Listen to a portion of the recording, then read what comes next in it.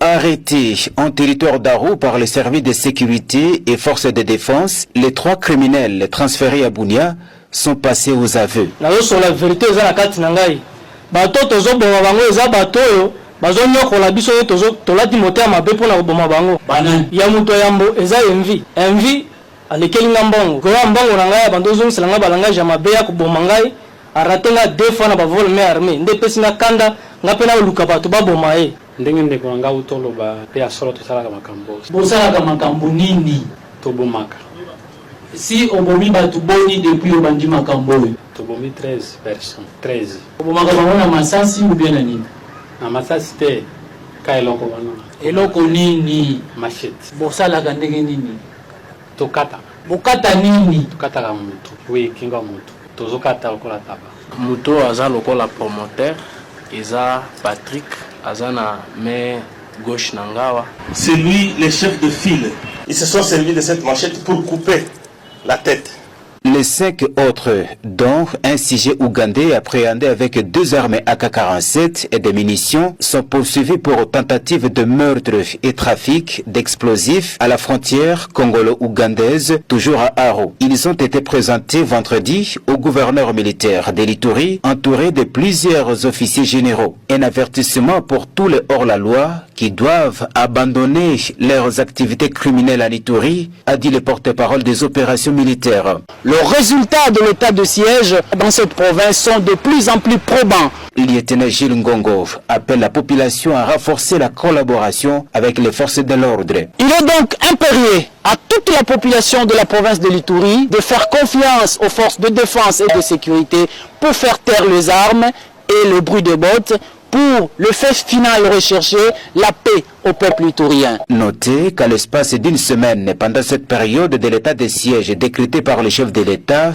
et exécuté à Ituri par le lieutenant général Luboya Nkasha Madjoni et son équipe, une vingtaine de criminels sont arrêtés avec plusieurs armes AK-47 et déférés devant la juridiction militaire. Il a fallu des heures de route à ces militaires congolais pour rejoindre Bunia. Bunia et sa morgue, où il dépose les corps de 11 personnes. Parmi les victimes, des policiers, des soldats et plusieurs notables, dont un député provincial et un haut fonctionnaire du territoire de Djougou. Depuis plusieurs mois, les violences ont repris en Ituri. Nous, la population de l'Ituri, nous rappelons au président de la République que l'Ituri a besoin de la paix. La paix qui ne viendra que du gouvernement central. 2 véhicules sont tombés dans une embuscade samedi entre Bunia, la capitale provinciale, et Djougou, à 50 km plus au nord. L'attaque est attribuée à la Codeco, une milice locale déjà accusée de massacres de civils dans la région. Ce groupe armé prétend défendre les intérêts d'une communauté de la province, les Lendou, des agriculteurs, en ciblant essentiellement une autre communauté, les Ema, des éleveurs et commerçants. Rien que ces 4 derniers mois, près de 400 civils auraient été tués dans ces violences. Depuis hier, aux environs des 23h, que les RDF et ses supplétifs du M23 tentent d'attaquer l'une de nos positions des FARDC situées à Matembe, toujours dans les territoires des Lubero, dans la province du Nord Kivu. Donc jusqu'à présent, des tirs sporadiques se font entendre de part et d'autre. L'ennemi tente de déloger les FARDC, mais de notre côté, les FARDC maintiennent toujours les caps, maintiennent leur position et repoussent davantage l'ennemi jusqu'à son dernier retranchement. Et j'ai un appel aussi à la population à ne pas céder aux paniques ni aux intoxications, à veiller à ce qui se disent dans les réseaux sociaux. J'appelle la population du Nord Kivu, particulièrement ceux de Lubero, au calme, à vaquer à leurs occupations, et les FARDC sont à pied d'œuvre pour défendre et repousser cette agression rwandaise. Le respect des normes environnementales. Mais ce territoire-là, il y a plusieurs rivières. Mais qu'est-ce qui manque d'après vous pour que ce territoire-là bénéficie des richesses qui appartiennent au premier chef, d'abord aux Congolais? Mais ce qu'on vient de nous décrire ici, la présence des Chinois dans tous les sites, la présence même des Somaliens. Quand vous quittez Bunia, vous allez à Kisangani par route, vous allez être scandalisé. Même des stations d'essence pirates tenues par les étrangers.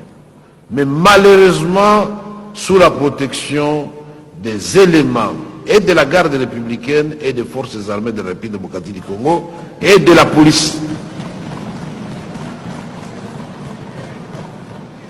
Dans le Haut-Katanga, Lualaba, là, c'est devenu carrément la règle. Il y a même des généraux qui donnent des autorisations d'accéder dans les sites miniers.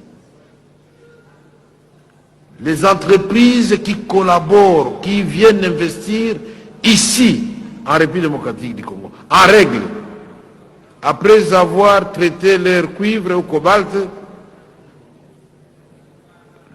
on vient capter les cargaisons et on ne sait pas ça va où. Mais comment voulez-vous que notre pays avance? Comment voulez-vous que ça avance? Tout le monde regarde le président de la République. Non, nous tous, nous avons chacun, à un niveau donné, une responsabilité. On doit remettre de l'ordre, et l'ordre commence par la refondation de l'État.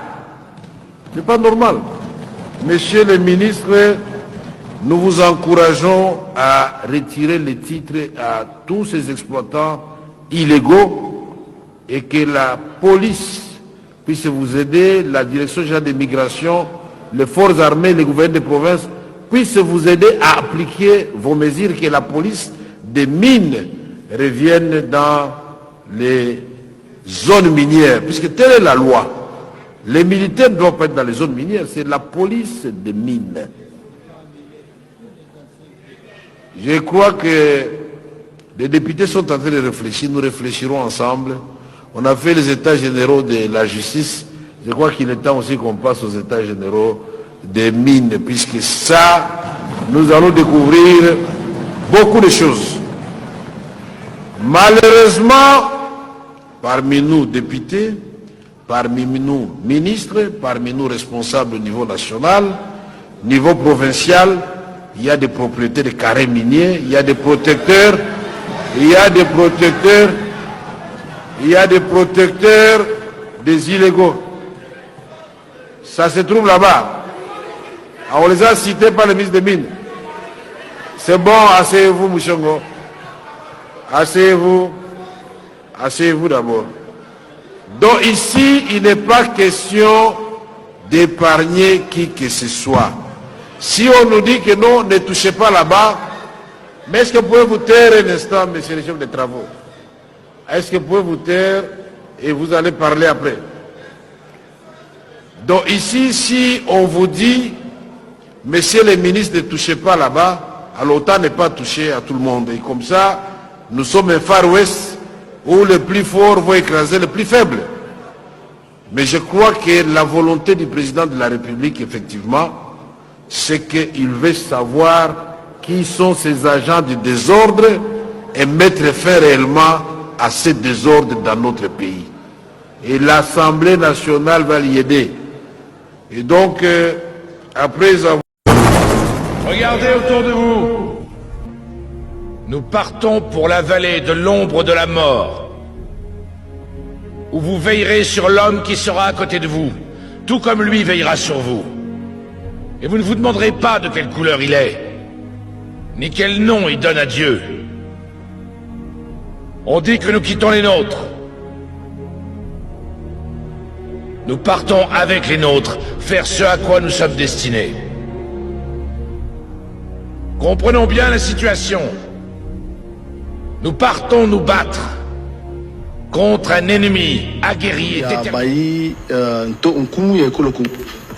pe nkumu ya ekolo ya Rwanda basolola po na kotia ukiyo na mambi matali bitumba moniele ekolo Congo démocratique nzoka nde makamana masalemite na yo mwana mboka Patrick Muyaya utalisa na bayi Congo démocratique solo bitumero continuer toujours tope bino pe mbula matali ekolo Congo démocratique ndenge to monaki toma koengela kamambia bapaya ko stia mokoloto na mikanda kuna na ekolo ya Russie epesaki sayo motema na bayi Congo démocratique balobi solo Congo démocratique telemi pona ko bundisa bongo bayi ba ko sala biso mabe masolo yango mama bosola ki ndenge nini kuna na Russie et puis na ntoma Patrick Muyaya tokobunda tope tokobunda te tozela kaka Kagame to bondela kaye ye pe atuba biso bembeli na sima mokongo matondi mi.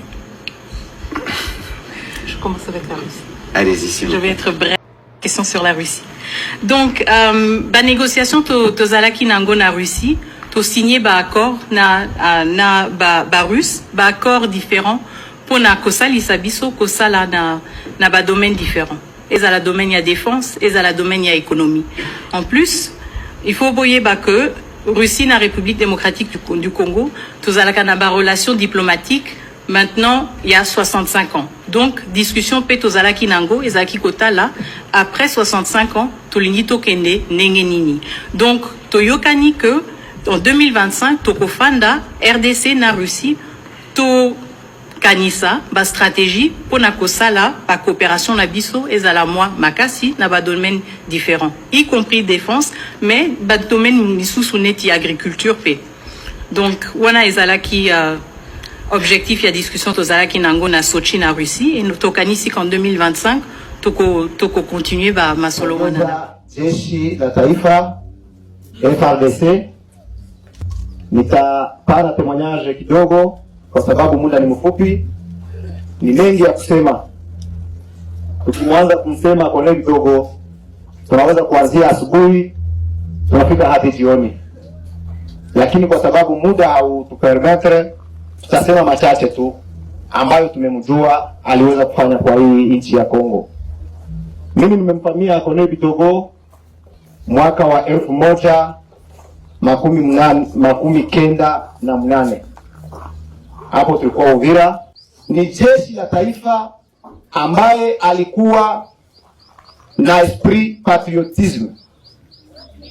Alikuwa patriot. Ni yule kiongozi mwenye hakuweza hata siku moja kusaliti nchi yake. Aliweza kutumika akisimama pamoja na nchi, pamoja na jeshi wengine. Hakuweza hata siku moja kuweza kutupilia nchi yake haipatie mgongo. Ameidefendre kutangia wakati ameanza kijeshi na hata leo. Kolemi anakufa kama mwanaume, alikufa kupigania nchi yake, anakufa bila kutaraire nchi yake. Mungu ampokee mahali palipo pazuri. Asante.